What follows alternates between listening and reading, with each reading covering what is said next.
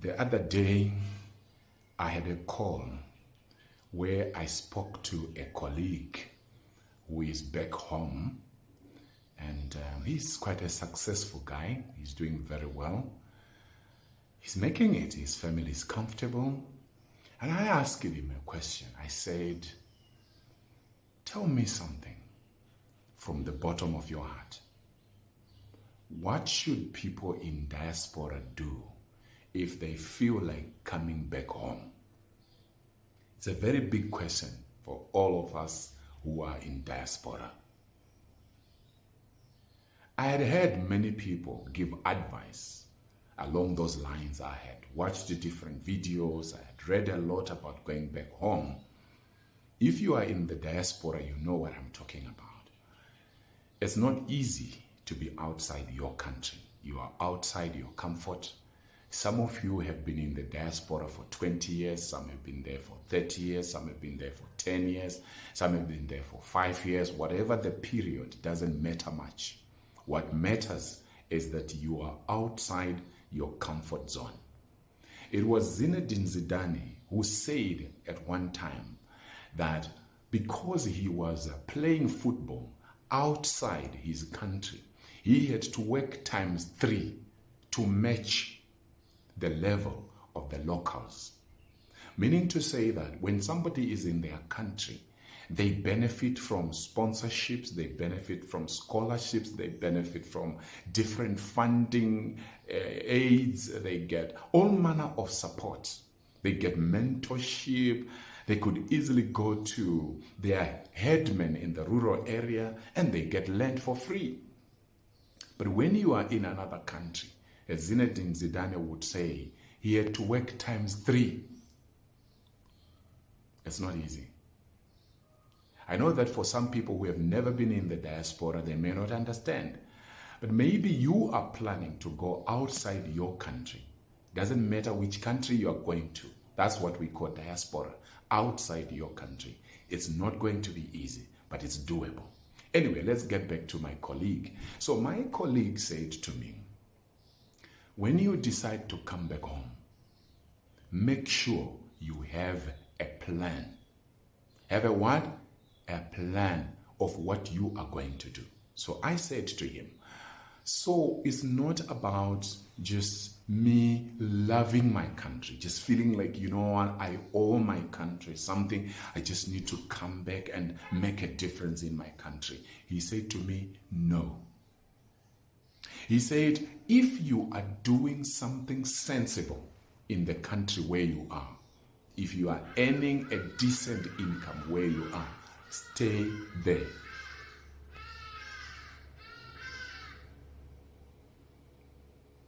I know what you are thinking. You love your country. I love my country. We have been doing a lot. People in the diaspora have contributed a lot, increasing the GDP of our countries. We help our people. We help our countries in different ways. Some of us who are consultants, we even help our countries with issues to do with strategy and policy making and all that.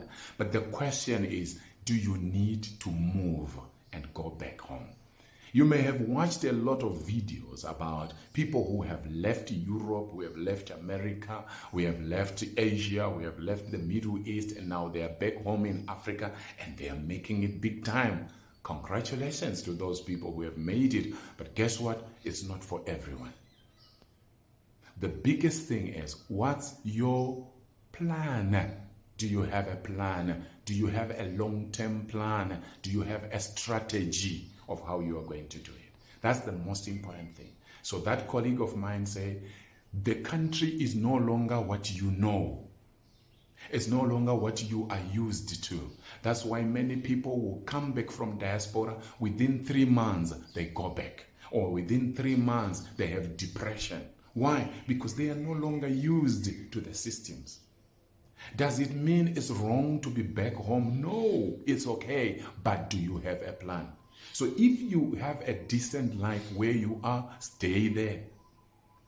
And then later on, I watched a video where a certain pastor was mentioning how he went to the United States of America from Africa, and he went to the United States of America with his wife, and at one time they stayed in another African country as well.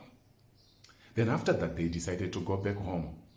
Now they are doing well back home, but because of his exposure, he understands that when you are in the diaspora, things are not always easy, but you are used to the systems. So he says he encourages people to go outside the country if they can, because he did the same. But what he says is, if you are in the diaspora, do not spend all the money that you earn buying land back home, building houses back home while you are in the diaspora. If possible, buy your house in the diaspora. Enjoy your life in the diaspora. Where possible, have maybe one house back home. But for you to spend so much money, every month you are sending money back home saying, everything I do, I'm doing back home. You are taking yourself as somebody who is in the forest. What you don't realize is that life is not just about the future. Life is also in the now. What you are doing now matters. This is your life. If you spend 40 years in the diaspora, that's your life. I thought both what my colleague said and what that pastor said were very noble things that I thought I should just share with you. Just to remind you, I'm sure you are already aware of this. If you are planning to go back home, I don't know where you come from. Maybe you are from Asia and you have been staying in the US, or maybe you are from Africa and you have been staying in Europe. Before you go back home, have a plan. Now, for your plan to be significant, for your plan to be relevant, it will be advisable to spend some time visiting your home country. Visit your home country. Go and see things for yourself. Don't just listen to what people are saying. Because the fact that somebody is doing well back home doesn't necessarily mean you are going to make it. The fact that somebody went back home and struggled doesn't necessarily mean that you are going to struggle. Who knows? Maybe it's your time to go back home. But do you have a plan? Have you gone back home and see for yourself what's the situation? In other words, have a plan, but do your research as well. The third thing that you need to do, so we said, number one, have a plan. Number two, do your research. Number three, have the right people to help you. Many of us in the diaspora, we lost money because we have been sending money to relatives. We are so busy making the money that we don't have time to go back home. So we send money to relatives, send money to relatives, send money to relatives, and they enjoy themselves. Some of them will tell you they have built the house that you asked them to build. And when you get there, you see there is nothing. There are stories upon stories of pain of people in the diaspora. See how hard we work. I've even heard stories of people that developed depression. Some of them actually killed themselves. Please don't kill yourself. They killed themselves because they were sending money back home. They started businesses back home. They thought they were investing in property back home. But by the time when they thought now it's time to go back home full time, they carried everything. They went home and they found there was nothing. How frustrating can that be?